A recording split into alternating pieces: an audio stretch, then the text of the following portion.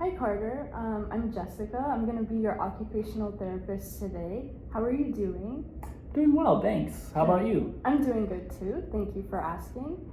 So today in our session, I'm going to start off with the vestibulo-ocular reflex test, otherwise known as the VOR test. Have you heard of it before? No, it kind of sounds like VR though, but is it different than that? It's different. Okay. Yeah. So for this test, I am going to be like handling your face. Is that okay with you? Yeah. Just like moving your head around. Okay, yeah, sure. Okay. So we're going to start off by getting closer. Okay. Okay. So for this test, I'm going to move your head from left to right and also up and down. And then your goal is to just focus on my nose. Okay. And then a normal response for this test would be you being able to maintain your gaze on my nose, even while I'm moving your head. And then an abnormal response would be if your eyes move to the direction that I moved your head in and then come back to my nose. Okay. Okay. Got it. Do you have any questions? No, I think you clarified it well. Okay. Yeah. All right, so we're gonna come close like this, and then you're gonna just look at my nose the whole time. Okay. Okay. Okay. Good. And then we're gonna go up and then down. Good. And now you're gonna do it on your own. So moving from right to left and up and down while looking at my nose. Okay.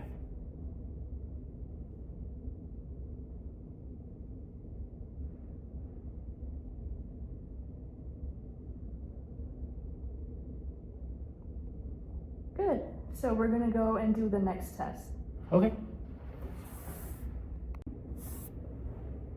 Okay, Carter, so for our second test, we are going to be doing the head thrust test. But it sounds scary, but it's Okay. not. I'm gonna go through it with you. So it'll be the same thing. I'll be like moving your head in different directions. This time just from left to right, but I'm gonna start off slow and then I'm gonna move your head fast. And then you just have to keep maintaining your gaze on my nose. Okay. And then for the responses, the normal and abnormal responses are the same like we discussed in the last test.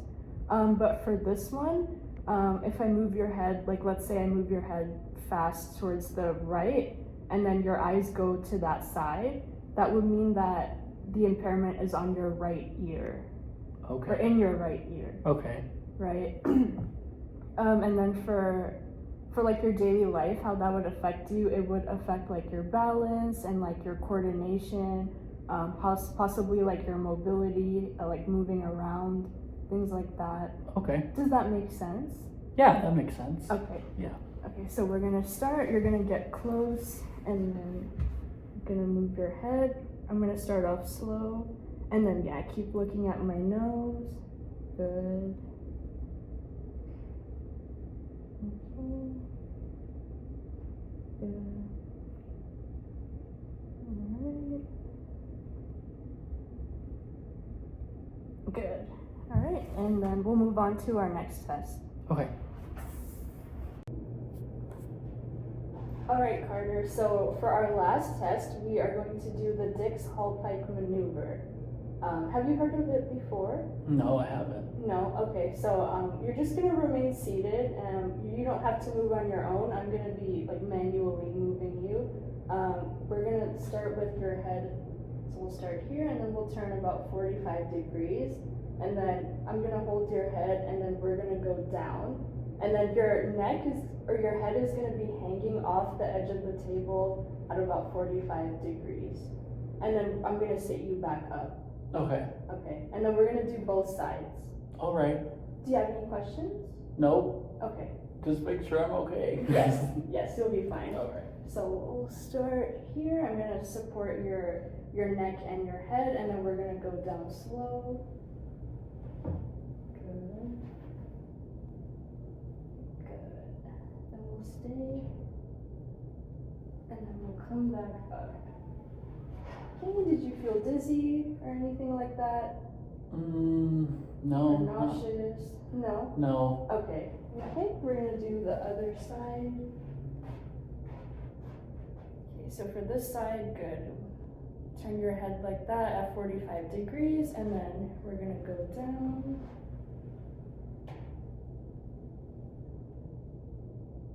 Gonna hang a little bit, and then come back up.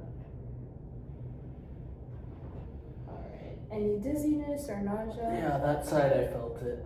You felt it? Yeah. Okay, something that I did notice on that side, so that's your right side, I did notice your eyes moved very quickly to the right side. So that's what we call a right nystagmus, but the actual deficit is on your left side, so your left ear. Oh, okay. Yeah, so that's why your eyes went to the right side quickly. We call it a beating. Okay. And then, so with the ear canal, there are 3 different canals, the lateral and superior. We tested those in the other test that we did earlier. So the superior canal we test with that motion, and then lateral is with that motion that we did earlier. And this is to test the posterior canal in your ear. Oh, what's the motion for that one? So for posterior, it's like this. Like this? Yeah. So. Oh yeah, I feel it when I go toward that side. Right. So in your case, you will have some difficulty doing some activities that require that motion. I know in your profile, one of your favorite hobbies was yoga. I don't know too much, but there are a few poses that require you to move your head like that. So you might have some difficulty doing that, like you might be dizzy or nauseous doing that motion. Just something to be aware of going forward. Okay. Yeah. Do you have any questions? No, I think you explained it quite well. All right. Thank you. Yeah, you're welcome. So I'll see you in our next session. Okay, see you then. Yep.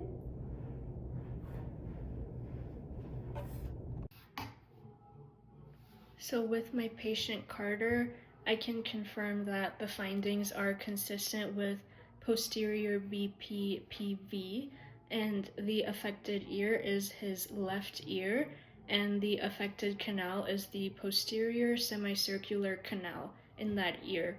And 2 remediation techniques that I would recommend are the Epley maneuver, as well as some habituation exercises that he can do.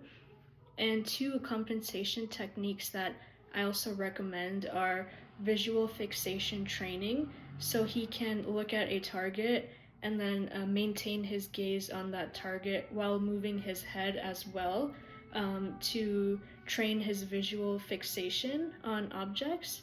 And environmental adaptations would also be beneficial, so like fixing the lighting in his environment and making sure to declutter his space.